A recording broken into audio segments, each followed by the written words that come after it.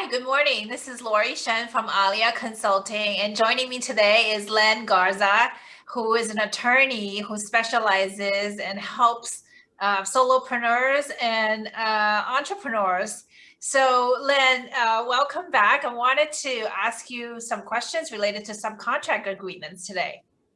Sounds great, Lori. Thanks again for having me.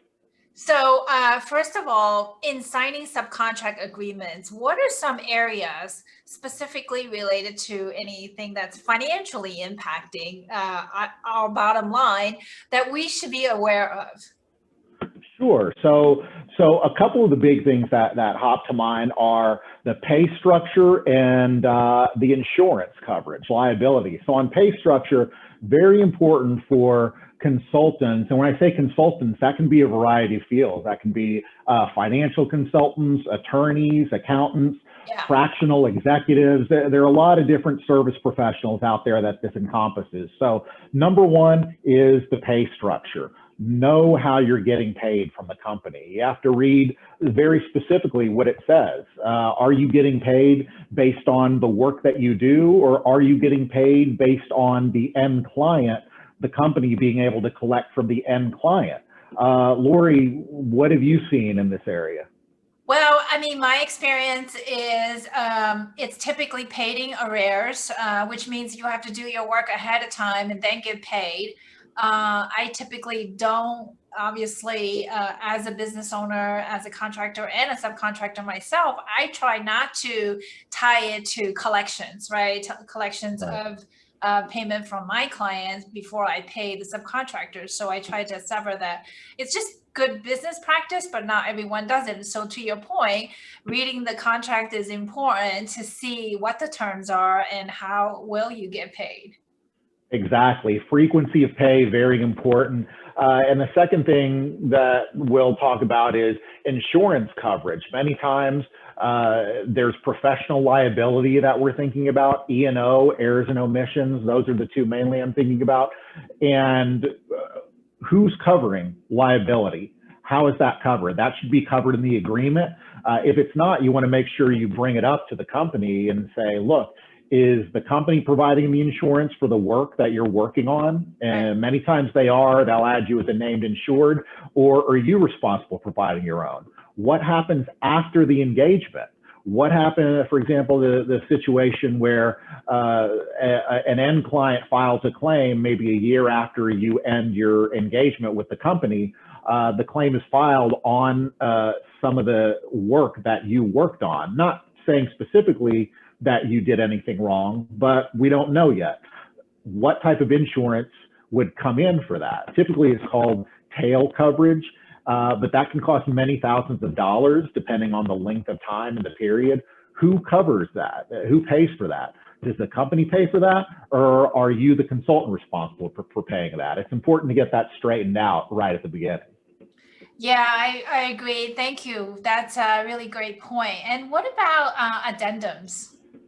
Addendums. So a lot of times what companies do, so as not to revise the contract every time that a new hire comes on or every year, they have one core contract and may supplement that contract every year or every couple of years with what's called an addendum. So when you're going through the onboarding process or right before the onboarding process, it's important that if you get forwarded an addendum to realize that reading through that very carefully. It's very important to read and understand, or better yet, have your lawyer read and understand that, because many times what the addendum refers to, what it will refer to, is the main underlying agreement. You need to see that. Have you seen it?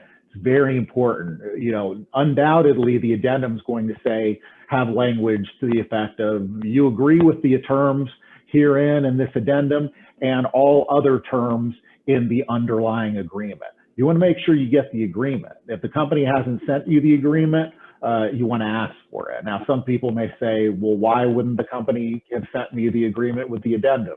Are they looking to pull one over on me? No, not necessarily. A lot of times who you're dealing with at this stage is HR or administrative staff. They're busy. They have certain attachments that they've been told by the higher ups to email you, and maybe the agreement inadvertently was left off. that's fine. They don't have any malintentions, but it is up to you. The onus is on you when you're reading it to realize, oh, they're referring to another agreement. I don't think I have that. I need to see that to see what I'm agreeing to. That's great. I mean, I think that happens very often, right? Some people have a master agreement and then it lasts for years in terms of addendums and new projects and new assignments that they don't necessarily pay attention to the original agreement or any changes to the original master agreement. So those are really great points. Any other areas we should consider that are maybe sticky or financial impacts? Sure, Laurie. So I'm sure as any of your viewers can imagine, this area, there are a number of different areas we could cover, but I will throw in one before we leave here is termination, exit strategy. Mm-hmm. No, think with the end in mind. You know, this engagement at some point will have to end. How can you get out? The company's going to have undoubtedly an easy exit strategy for them if they want to terminate the engagement for you.